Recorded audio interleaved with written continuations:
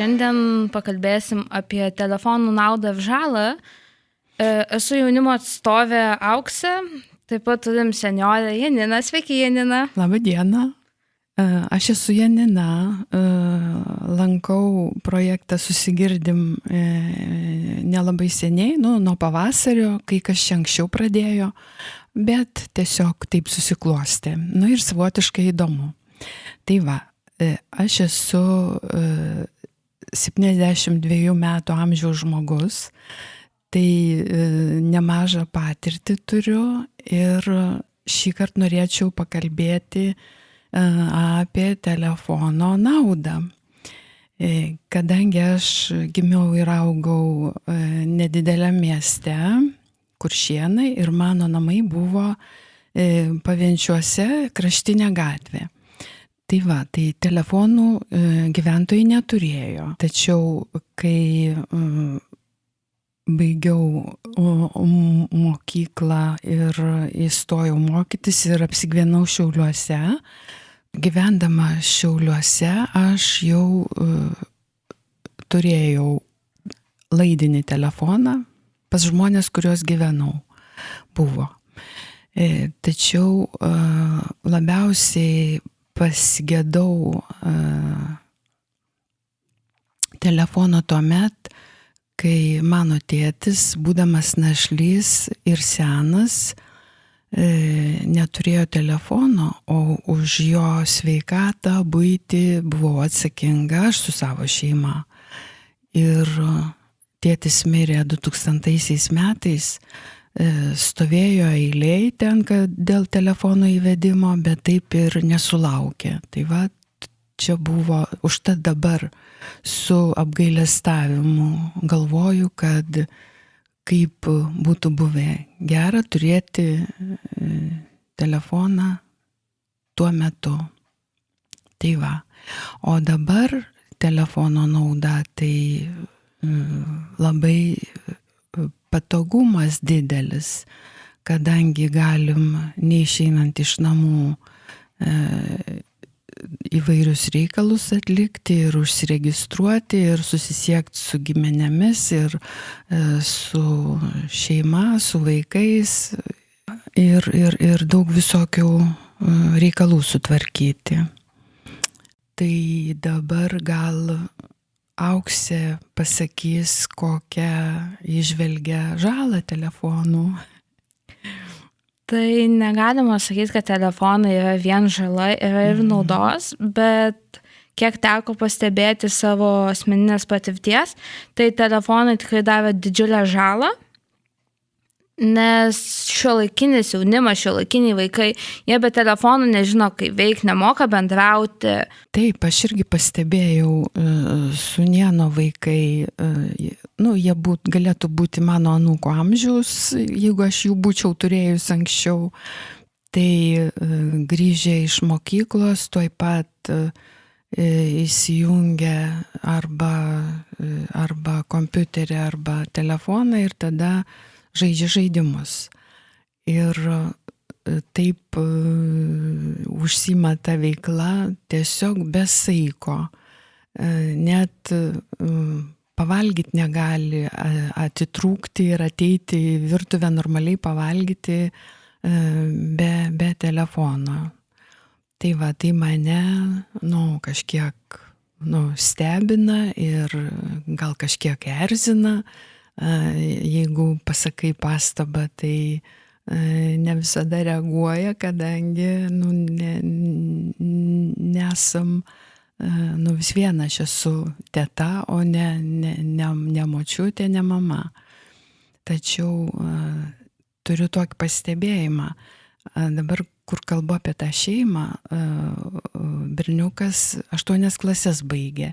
Ir jis prieš kokią porą metų labai susidomėjo sportų, tinklinį, pradėjo lankyti treniruotės, jam labai sekasi ir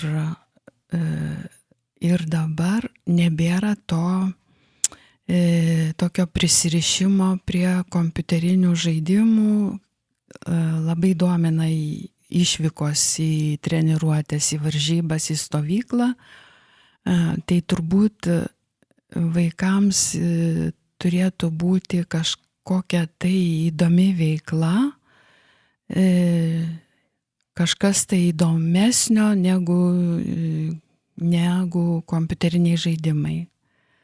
Bet dabar šiuolaikinius vaikus labai sunku sudominti, nes jie nemoka bendrauti, jie nežino veiklų be telefonų, nes pati savanoriavus su vaikų stovyklose, tai jie net nežino veiklų, jiem niekas neįdomu, jie nori tik tai telefonuose sėdėti, žaisti savo žaidimus. Taip, aš vienos giminaitės dukra į stovyklą važiuoja gal nuo 5 klasės ir kiekvienais metais labai nori į stovyklą važiuoja ir žinau, kad ten tokia tvarka yra, kad gal net nežinau, gal vakare leidžia, atiduoda telefoną ten auklėtojai, turbūt surenka, atiduoda, kad susisiektų su tėvais, kad paskambintų ribotą laiką, o po to jau jiems ten kažkokiu tai prigalvoja veiklų. Tai va, aš konkrečiai dabar negaliu pasakyti, ką ten tokio, bet turbūt yra kažkas tai tokio, kad galėtų būti įdomu tokiem paaugliam. Pati dabar savanoriauju Meteoro stovykloje vaikų su 7-10 metų vaikais, kur yra stovykla be telefonų. Tai įmanoma rasti veiklos, kuri būtų įdomi vaikam, bet tai yra sunki užduotis. Nes jeigu be telefonų, tai tada turi kažkokios veiklos būti, kur vis tiek galima būtų susietą telefoną. Jam labai patiko Hakutas, nes tai vis tiek išmanus įrenginys. Ten, kur ekranai, ten jiem patinka. Bet tokios aktyvios veiklos, kaip žaidimas kamuoliu, bendravimas su žmogum akis į akį, jiem nelabai patinka, nes jie nemoka tiesiog to daryti. O jeigu išeiti į lauką ir kokius nors tokius judrius žaidimus, kažkokius tai su pasigaudimais? Su išėjimu į lauką irgi yra iššūkis, nes jie nemoka eiti vienas paskui kitą, jie laksto vienas į dešinę, kitas į kairę, šiandien vos 2 vaikų nepraganėm. Tai yra iššūkio, nes kai su telefonu, tai jie tiesiog atsėda savo ramiai, sėdi prie telefonų ir viskas. O kai kažkokios veiklos, tai jiem aktyvumas, jie vis tiek nori sėdėti prie telefonų. Jie nemoka to naudotis ir džiaugtis. Oho, čia tiesiog, aš nežinojau, su tuo nesusidūriau, kad čia taip galėtų būti. Sveiki, aš irgi pasijungsiu į pokalbį, priminsiu, kad aš esu vienas iš projekto Susigirdim dalyvių ir organizatorių, Paulius. Ir labai įdomi diskusija, labai įdomu apie žalą ir apie naudą telefonų pakalbėti.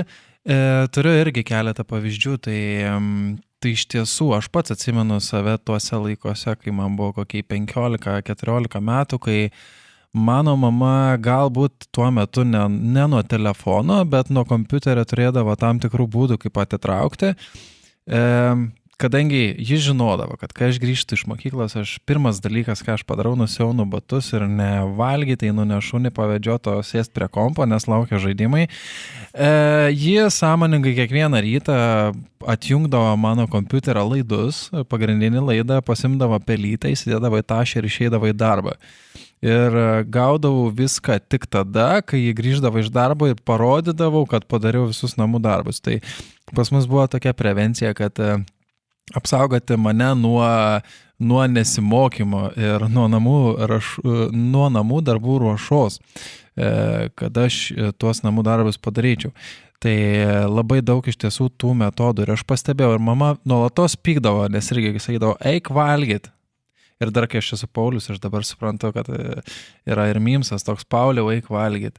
Tai Pauliau, eik valgyt būdavo ir aš visada sakydavau tuoj. Ir tas tuoj iš pradžių trukdavo 5 minutės, tada Pauliau, eik valgyt atšals. Į šitą irgi sureaguodavau, kad tuoj ir taip viskas tęsdavosi, kol susipykdavau galop visai iki galo su mama, nes šaltą maistą man reikėdavo valgyti, o mama jausdavosi bereikalingai gamindama tą maistą. Tai vat aš matau jau vien žalą tame. Ir dar vienas pastebėjimas, kad iš tiesų visų mūsų jaunų žmonių laikysenos, visos išvaržos, nugaros problemos labai stipriai susiję su visa telefonų naudojimu era, galima gal tai pasakyti, nes mes seniau būdavom tiesesni ir sveikesni, mūsų stuburas tikrai būdavo geresnis ir lankstesnis, ir tiesesnis, ir visoks kitoks, nes neturėjom tokios elementarios problemos, susikūprinimo dėl naudojimosi telefonu. Dabar, jeigu mes naudojamės telefonu, dažniausiai mūsų kaklas būna stipriai palinkęs ir į priekį, būna, net toks terminas yra forward head, tai vadinasi, galva yra šiek tiek priekyje ir dar žiūri žemyn. Na ir automatiškai vyksta toks regresas, galima taip gal pasakyti. Tai iš tiesų labai daug ir fizinių problemų, ir mentalinių problemų galima sutikti, kaip čia, naudojantis telefonu per stipriai ir per daug. Taip, ir Auksė, tu sakei, tu minėjai, kad dirbi su vaikais šiuo metu stovykloje. Man taip pat yra tekę dirbti su vienu, gal tai vardinsiu, vaiku.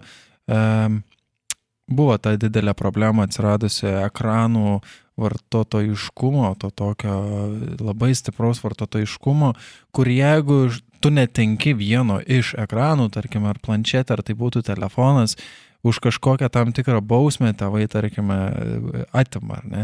Tai jūs neįsivaizduojat, kokia reakcija būna. Lyg, nežinau, lyg visą turtą būtų pavogę, nes, aš pats dalyvavau toj situacijai, kur mama patikrino, ar jis padarė namų darbus, vaikas, ir pasirodo, kad ignoravo tuos namų darbus, minkė savo ekranizuotus visokius dalykus. Ir kai mama tiesiog paėmė vieną iš renginių, vaikas sureagavo taip stipriai, kad aš galvoju, tai kur vis dėlto yra tos ribos, nes išvadino savo mamą pačiais baisiausiais keiksmažodžiais, kokie tik egzistuoja visom įvairiausiam kalbom, nuo lenkų iki rusų. Žodžiu, aš tiesiog stovėjau visas sustingęs ir sušalęs ir galvoju, kaip taip galima, bet man viskas aišku, kiek svarbus tie ekranai yra dabar jauniems žmonėms, nes be jų tiesiog atrodo, kad darosi nebeįmanoma būti. Ir netgi turiu pavyzdį, kaip vienas vaikų, man pats atvirai pasakoja, sako, aš dažnai iš pamokų, pakeliu ranką, nes pasidalinu, kad nori į tualetą. Bet jis nori į tualetą ne dėl to, kad reikia gamtinius reikalus padaryti, o dėl to, kad galėtų nueiti į jį ir bent 10 minučių turėti laiko pažaisti žaidimams telefonu. Tai štai va tokios yra problemos. Aš suprantu, kad ne visi galbūt žinot, ne visi girdit šituos. Čia galbūt man tai pasisekė, kai vis tiek turiu tą tokią sąsają su vaikais, dirbu ir gaunu va tokių visokių įdomių dalykų, informacijos, kur pats negaliu patikėti. Bet iš tiesų, pagalvokit, kad net ir mokytis dorai nebeįmanoma, nes telefonai taip stipriai traukia, kad vaikai net nori eiti, pasirodo vidury pamokos į tualetą, kad paminkit tą telefoną. Tai aš labai palaikau iš tiesų tą mintį, kad mokytojai surinktų telefonus prieš pamoką ar prieš visas pamokas ir grąžintų juos tik po jų. Nes, aš galvoju, turėtų būti labai dideli pokyčiai ir efektyvumas. Ką jūs galvojat? Tai tas telefonų surinkimas nelabai padeda, nes tiesiog daug kas turi antrą telefoną, atneša, padeda į dėžutę neveikiantį telefoną. Mes patys taip darydavom, pripažįstu, tam, kad tiesiog nusirašyt, pažaist telefonu per pertraukas, nes nemokam bendrauti be telefonų. Tie patys socialiniai tinklai, Facebookas, Instagramas, tiesiog yra neatsiejama jaunimo dalis. Janina, gal jūs turit Aš Kaip sureaguot? tai kaip galiu reaguoti. Aš naudojuosi be telefono planšetę turiu, tai ten Facebooką naudoju ir Messengeriu susirašinėju su giminaitėm, su draugiam artimiausiom, bet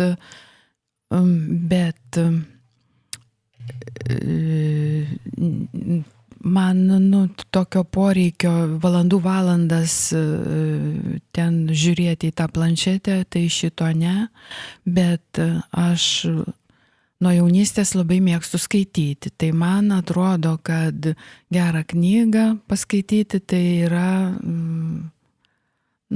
kažkaip tai, nežinau, nauda gal didesnė, negu kad ten žiūrėti kažkokius tai nufilmuotus epizodus, kažkokius tai, juokingus ar dar kažkokius tai čia, tarytum kažkaip nėra prasmės, taip kaip žmogus ieško prasmės gyvenime, taip jau turėtų būti. Tas austrų psichiatras Viktoras Franklis, kuris išgyveno koncentracijos stovyklą, tas buvo seniai per karą, tačiau jisai ir knygą parašė, žmogus ieško prasmės.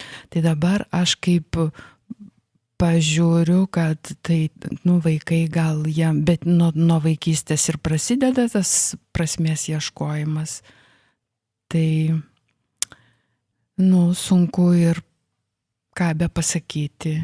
Aš labai sutinku su jumis, kad tikrai nenoriu nuneigti telefono naudos. Bet nauda didžiulė. Milžinišką įtaką daro iš tikrųjų tie telefonai, nes be jo net sudėtinga kažkur išeiti. Aš pats atlikinėjau ne per seniausiai tokią eksperimentą. Pas mane yra iPhone'as 17, pats jau skaitosi kiečiausias šiuo metu telefonas įmanomas, kurį aš galėjau įsigyti. Labai gera kokybė, viskas, žodžiu, puiku. Bet aš turėjau visada mintį, kad aš noriu rasti laiko, kaip atitrūkti nuo telefono, nes jisai labai, kaip čia pasakyti, įtraukia mane vis patikrinti dalykus. Net nevalingai. Aš suprantu, ką reiškia susiskambinti, susirašyti svarbiais reikalais, bet būna kartais, jeigu tu turi laisvą minutę, tai tu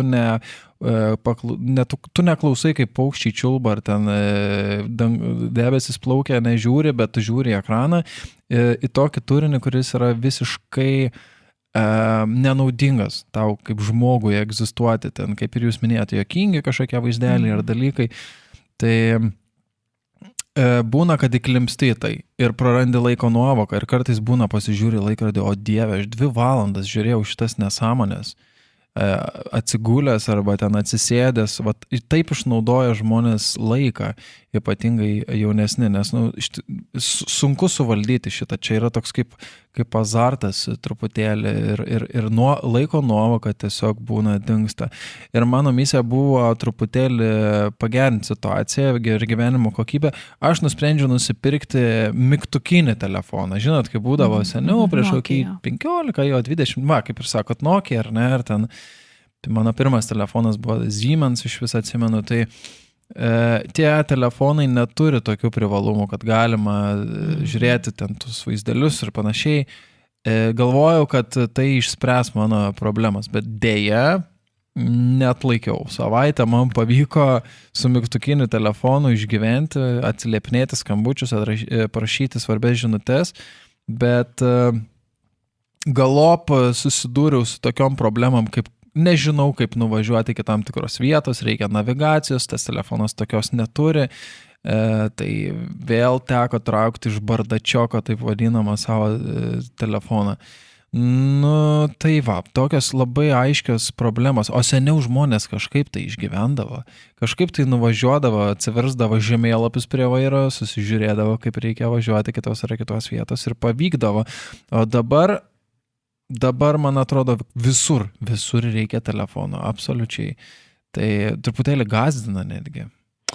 Turbūt, kad žmonės ieško lengviausio kelio tam tikslui pasiekti, pavyzdžiui, kaip anksčiau, jeigu neturi to žemėlapio navigacijoje, tai tada tiesiog važiuoji ir nuvažiuoji ir nieko čia tokio. Žinot, būtų labai gerai, jeigu visi žmonės būtų tokie kaip jūs, kur naudojamės planšetėm ir naudojamės telefonais tik tada, kada labai reikia ir yra tikrai aiški prasmė.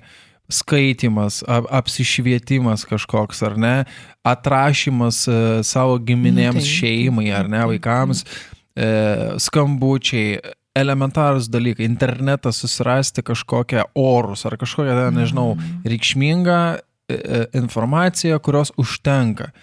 Bet nedaug dabar yra tokių žmonių ir ypatingai jaunimo, nes nebeužtenka tik susičekinti orus, pasižiūrėti, kiek valandų dažniausiai būna, kad tai vadinasi scrollinamu, nežinau, esat girdėjęs tokį jaunimo terminą, scrollinti telefoną, tai tas scrollinimas yra toks dalykas, kad tu tiesiog, jeigu įnyksti, tai labai labai sudėtinga būna paskui iš to išeiti. Tai aš labai atsilikusi esu šiuo atveju.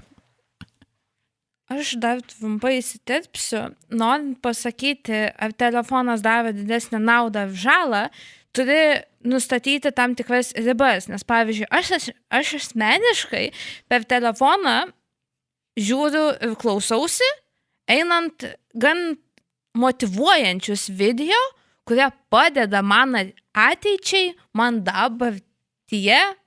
Aišku, jeigu jaunimas scrollina tiesiog be perstojimo, tai tada yra žala didesnė. Bet jeigu naudoji pagal paskirtį ir tada, kada tau reikia, tada yra nauda. Nu taip, pasižiūrėti troleibusų tvarkaraštį, prieš išeinant iš namų, kad racionaliai išnaudoti laiką, arba kur nors kelioniai nufotografuoti.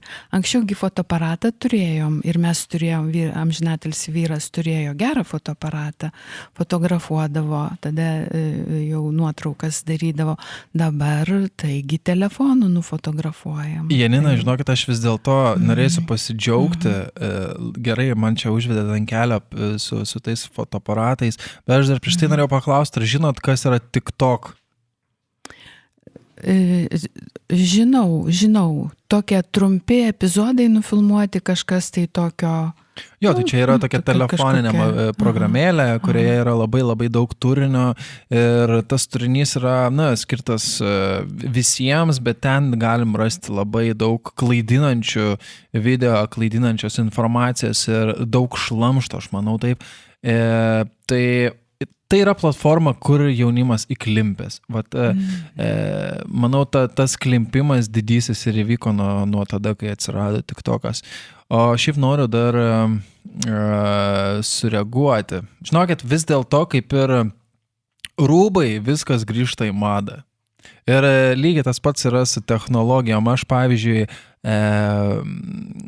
aš nemanau, kad čia bus tik mano vienintelė patirtis. Aš matau aplinkui, kad kiti irgi labai aktyviai grįžta prie to, bet nebefotografuoja. Kuo toliau, tuo labiau jaunimas mažiau naudojasi telefoniniam nuotraukom. Pavyzdžiui, perka fotoaparatus juostinius arba tos polaroidus, kur išlenda fizinė nuotrauka. Mano marti yra psichologiją studijavo. Ir dabar dar vaikų psichologiją, paėmusi akademinės atostogas, nes mano anūkiai 8 mėnuo eina. Tai dabar ir pagalvoju, kaip elgsis mano Martė Vilmantė, kai dukrytė paaugs ir nuo kada jai duos telefoną. Apie tai dar nekalbėjom, bet žinau, kad labai mažiem vaikam pradeda duoti telefoną vien dėl to, kad vaikas žiūrėtų ir tuo tarpu tėvai galėtų kažką tai nuveikti buityje, netrukdomi. Tai nuo to turbūt ir prasideda, bet Jūs labai teisingai pastebėjote. Sakyčiau, reikėtų kuo vėliau tą daryti. Jūs labai teisingai pastebėjot, kad Iš tiesų, turbūt tėvai duoda telefoną savo atžalom tik dėl to, kad patys galėtų pailsėti ir atitrūkti. Ir aš pastebiu, kad tai vienas iš būdų iš tiesų pailsėti, kuo toliau, tuo labiau taip atrodo.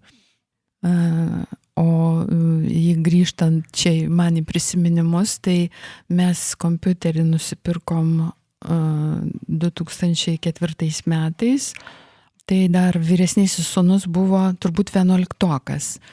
Tai tada tai buvo, kad grįžę iš mokyklos vaikai jau susitarė, kuris pirmas ten įsijungs ir kažką paveiks, nes kai jų tėtis, mano vyras, grįždavo iš darbo maždaug apie 6, pavalgo, o tada dar būdavo, kad sėda padirbėti prie kompiuterio, parašyti, buvo rašantis žmogus, tai